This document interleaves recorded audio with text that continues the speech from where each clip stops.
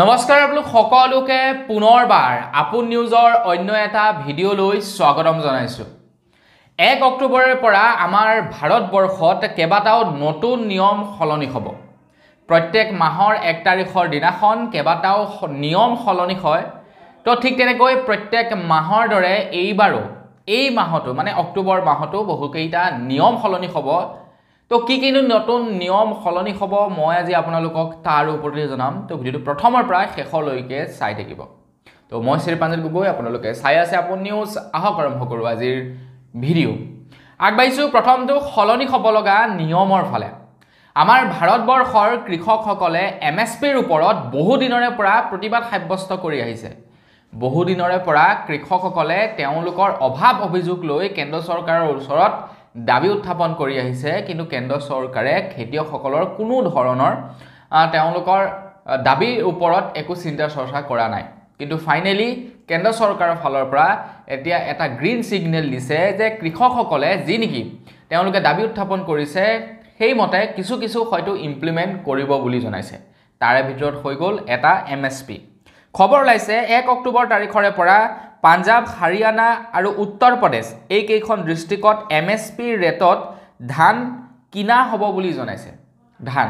এতিয়া আমাৰ অসমতো ধানত খুব সুন্দৰ ৰেট দি আছে এতিয়া 21 নে 2200 টকা প্ৰতি কুইণ্টেলত দি আছে গতিকে অসমৰ সেই প্ৰবলেমটো হোৱা নাই কিন্তু বাকি ষ্টেট বিলাকৰ সেই প্ৰবলেমটো হৈ আছে বাকি ষ্টেট বিলাকৰ চৰকাৰে কৃষকসকলৰ পৰা যি নেকি ধান কিনে সেয়া খুব কম ৰেটত কিনে কিন্তু আমাৰ অসমত বাৰু খুব ভাল দামত কিনি আছে অসম চৰকাৰে গতিকে বাকি কেইখন ষ্টেটতো এতিয়া ভাল দামতে কিনিব বুলি জনাইছে আগবাঢ়িছো ইয়াৰ পাছৰটো সলনি হ'ব লগা নিয়মৰ ফালে খবৰ ওলাইছে যে 1 অক্টোবৰৰ পৰা আপোনালোকে এখন বিশেষ দেশলৈ কোনো ধৰণৰ ভিসা নোহোৱাকৈ যাব পাৰিব বুলি জনাইছে যেতিয়া আপুনি এখন দেশৰ পৰা অন্য এখন দেশলৈ যাতায়াত কৰে তেতিয়া আপোনালোকক পাছপোৰ্ট আৰু ভিসাৰ প্ৰয়োজন হয় এতিয়া পাছপোৰ্টখন হৈছে এজন আপুনি ভাৰতীয় নাগৰিক তাৰ এটা প্ৰমাণ আৰু ভিসাটো হৈছে কোনো এখন দেশৰ এন্ট্ৰি তো আপোনালোকৰ কাৰণে এতিয়া এটা ভাল খবৰ ওলাইছে আপোনালোকে শ্ৰীলংকালৈ বুলি আপোনালোকে কোনো ধৰণৰ ভিসা নোহোৱাকৈ যাতায়াত কৰিব পাৰিব বুলি জনাইছে বেছি দিনৰ কাৰণে কিন্তু নহয় কিছু দিনৰ কাৰণে আপোনালোকৰ বাবে মুকলি কৰি দিছে আপোনালোকে ভিসা নোহোৱাকৈ কেৱল পাছপোৰ্টখন লৈ আপোনালোকে শ্ৰীলংকালৈ যাতায়াত কৰিব পাৰিব শ্ৰীলংকা ঘূৰি আহিব পাৰিব শ্ৰীলংকাখন আমাৰ ভাৰতৰ নিচেই কাষতে লাগি থকা এখন দেশ গতিকে সেই দেশখনলৈ আপোনালোকে ভিসা নোহোৱাকৈ যাব পাৰিব আগবাঢ়িছো ইয়াৰ পাছৰটো সলনি হ'ব লগা নিয়মৰ ফালে ইয়াৰ পাছৰ নিয়মটো ওলাইছে কৃষকসকলৰ বাবে ইয়াৰ ওপৰত মই অলৰেডি এটা ভিডিঅ'ত আপোনালোকক জনাইছো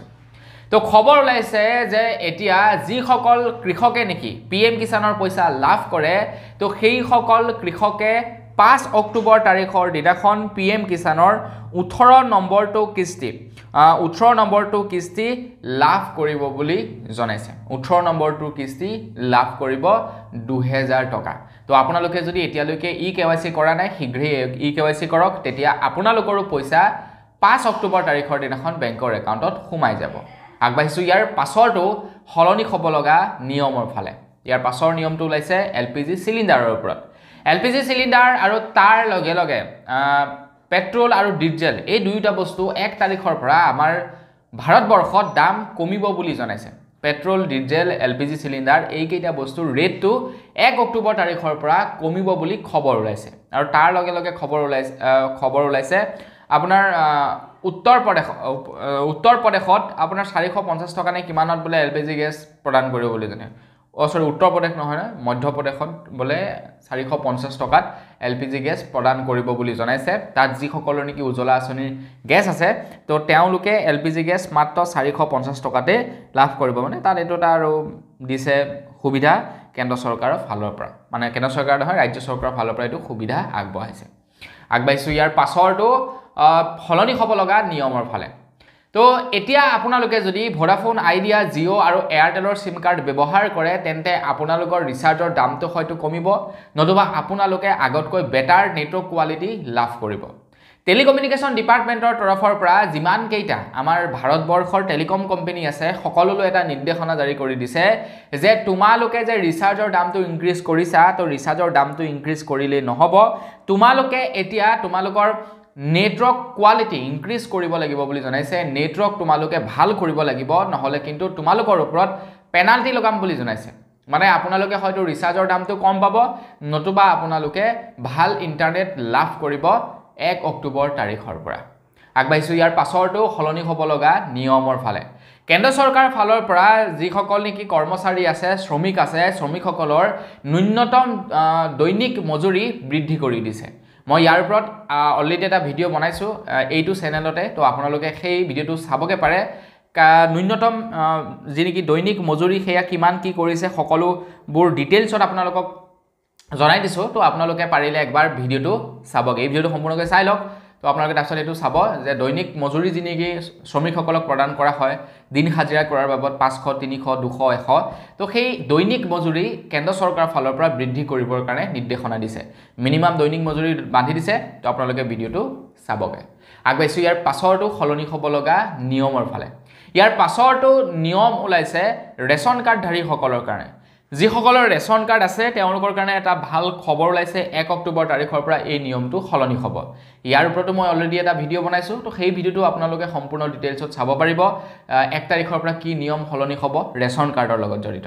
তো হলনি হ'ব লগা নিয়মটো হৈছে যে আপোনালোকে এতিয়াৰে পৰা ভাৰতবৰ্ষৰ যিকোনো স্থানৰ পৰাই আপোনালোকৰ ৰেচন কাৰ্ডৰ KYC কৰিব পাৰিব আপোনালোকে যি স্থানতে নাথাকক কিয় আপোনালোকে তাতেই আপোনালোকৰ ৰেচন কাৰ্ডৰ KYC কৰিব পাৰিব মাথো আপোনালোকে থকা ঠাই দুখৰৰ যিজন কন্ট্ৰলৰ দোকানী থাকিব তেখেতৰ লগত কথা বতৰা পাতিব লাগিব তেখেতৰ ওচৰত যাব আধাৰ কাৰ্ডখন লৈ যাব আৰু তেখেতক ক'ব যে মোক KYC কৰি দিয়ক আৰু তেখেতে KYC আপোনালোকক কৰি দিব ভাৰতৰ যি কোনো স্থানৰ পৰা আপোনালোকে KYC কৰিব পাৰিব বুলি জনাইছে এইটোটা অৱশ্যে ভাল খবৰ আগবাইছো ইয়াৰ পাছৰটো হলনি হ'ব লগা নিয়মৰ ফালে ইয়াৰ পাছৰ নিয়মটো ওলাইছে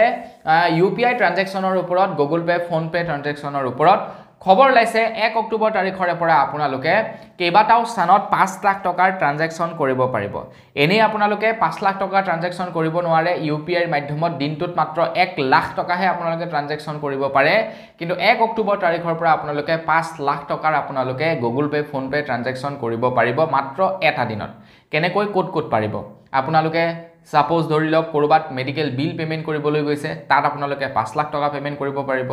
স্কুলৰ বিল পেমেন্ট কৰিবলৈ গৈছে 5 লাখ টকা পেমেন্ট কৰিব পাৰিব আপোনালোকে ট্যাক্স পে কৰিবলৈ গৈছে তাত আপোনালোকে 5 লাখ টকাৰ বিল পেমেন্ট কৰিব পাৰিব বাকি ক্ষেত্ৰত 1 লাখ টকাই কিন্তু এই কেইটা স্থানত আপোনালোকে 5 লাখ টকা একেলগতে UPI ট্ৰানজেকচন কৰিব পাৰিব বুলি জনাইছে আগবাইছো ইয়াৰ পাছৰটো হলনি হ'ব লগা নিয়মৰ ফালে ইয়াৰ পাছৰ নিয়মটো ওলাইছে হেলথ ইন্সুৰেন্সৰ ক্ষেত্ৰত তো আপোনালোকৰ বাৰু হেলথ ইন্সুৰেন্স আছে নাই কমেন্ট এটা কৰি জনাব খবৰ ওলাইছে যদিহে আপোনালোকে এতিয়াৰে পৰা হেলথ ইন্সুৰেন্স ক্ৰয় কৰিবলৈ যায় হয়তো আপোনালোকে 1 অক্টোবৰ তাৰিখৰ পৰা কোনো ধৰণৰ GST চাৰ্জেছ দিব লগা নহব পাৰে বুলি জনাইছে হেলথ ইন্সুৰেন্সৰ ওপৰত 18% GST লয় অকল হেলথ ইন্সুৰেন্সে নহয় যিকোনো আপোনালোকে লাইফ ইন্সুৰেন্স কৰিলে আপোনালোকৰ পৰা 18% GST লয় কিন্তু এতিয়াৰে পৰা হয়তো 18% GST নলব সাগে আপোনালোকৰ GST নাইকিয়া হ'ব হেলথ ইন্সুৰেন্সৰ ক্ষেত্ৰত তো আগন্তুক মাহত GST কাউন্সিলৰ বৈঠক হ'ব আৰু তাতে সিদ্ধান্ত ল'ব বুলি জনাইছে আগবাইছো ইয়াৰ পাছৰটো হলনি হ'ব লগা নিয়মৰ ফালে ইয়াৰ পাছৰ নিয়মটো ওলাইছে বাইক আৰোহী সকলৰ বাবে আপোনালোকে তো জানেই আমাৰ ভাৰতবৰ্ষত নতুনকৈ নিয়ম বনালে আপোনালোকে বাইক চলাই যাওঁতে যদি হেলমেট পৰিধান নকৰে তেন্তে 2000 টকা ফাইন আৰু তাৰ লগে লগে আপোনালোকৰ পাছফালৰ যিজন ব্যক্তি বহি থাকিব সেই ব্যক্তিজনেও যদি হেলমেট পৰিধান নকৰে তেন্তে 2000 টকাৰ ফাইন ভৰিব লাগে এটা হেলমেটৰ ক্ষেত্ৰত এটা নতুনকৈ নিয়ম বান্ধি দিছে যে আপোনালোকে হেলমেট পৰিধান কৰিলেই নহব হেলমেটৰ লগে লগে আপোনালোকে হেলমেটৰ যিডাল নেকি স্ট্ৰিপ মানে হেলমেটটো ধৰি থকাৰ যিডাল নেকি স্ট্ৰিপ থাকে ৰছী থাকে ফিটা থাকে সেই ফিটাডালো আপোনালোকে টাইটকৈ বান্ধি থব লাগিব বুলি জনাইছে যদি বান্ধি নথয় তেতিয়াও আপোনালোকে 2000 টকা ফাইন ভৰিব লাগিব আগবাইছো ইয়াৰ পাছৰটো হলনি হ'ব লগা নিয়মৰ ফালে ইয়াৰ পাছৰ নিয়মটো ওলাইছে বিবাহিত দম্পতি সকলৰ কাৰণে তো বন্ধু বান্ধৱীসকল কোনো এজন স্বামী বা স্ত্ৰীৰ যেতিয়া নেকি ডিভোৰ্স হয় তেতিয়া স্বামীয়ে স্ত্ৰীক আপোনাৰ গুজাৰা ভাত্তা দিব লাগে যেটোক নেকি কোৱা হয় চলিবৰ কাৰণে পইচা প্ৰদান কৰিব লাগে কাৰণ যেতিয়া ডিভোৰ্স হ'ব মহিলা গৰাকী সেপাৰেট হৈ যাব মহিলা গৰাকী এটো চলিব লাগিব তো মহিলা গৰাকীক চলিবৰ কাৰণে কি হয় পইচা দিব লগা হয় মহিলা গৰাকীক চলিবৰ কাৰণে মাহে মাহে পইচা দি থাকিব লগা হয় স্বামীয়ে কিন্তু এতিয়া এটা তেনেকুৱা ধৰণৰে গোচৰত হাই কোৰ্টে আপোনাৰ নিৰ্দেশনা জাৰি কৰিছে যে এতিয়াৰে পৰা যদিহে কোনো মহিলাৰ অন্য পুৰুষৰ সৈতে সম্পৰ্ক থাকে বা মহিলাগৰাকীয়ে যদি অন্য পুৰুষৰ সৈতে সম্পৰ্ক ৰাখি আগৰ স্বামীজনৰ সৈতে যদি আপোনাৰ বিবাহ বিচ্ছেদ কৰে বা ডিভোৰ্স দিয়ে তেতিয়া তেনে ক্ষেত্ৰত গুজাৰা ভাত্তা নাপাব বুলি জনাইছে মানে চলিবৰ কাৰণে যি পইচা দিয়া হয় সেই পইচা নাপাব বুলি জনাইছে একদম ক্লিয়াৰ এইটো কিন্তু ভালদৰে মনত ৰাখিব আগবাইছে একেবাৰে শেষৰটো মানে 12 নম্বৰটো খলনি হ'ব লগা নিয়মৰ ফালে একেবাৰে শেষৰটো নিয়ম ওলাইছে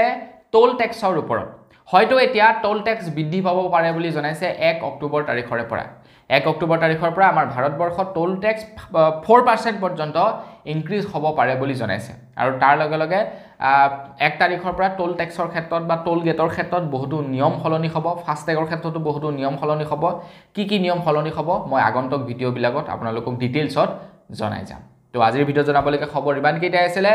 খবৰ কেইটা জানি কেনেকুৱা লাগিলে আপোনালোকৰ কমেন্ট এটা কৰি জনাব যদি ভাল লাগিলে লাইক এটা কৰিব চেনেলটো সাবস্ক্ৰাইব কৰা না সাবস্ক্ৰাইব কৰি ল'ব পুনৰ এবাৰ লগ পোৱাৰ খাজলৈ বিদায় মাগিছো ধন্যবাদ জয় অসম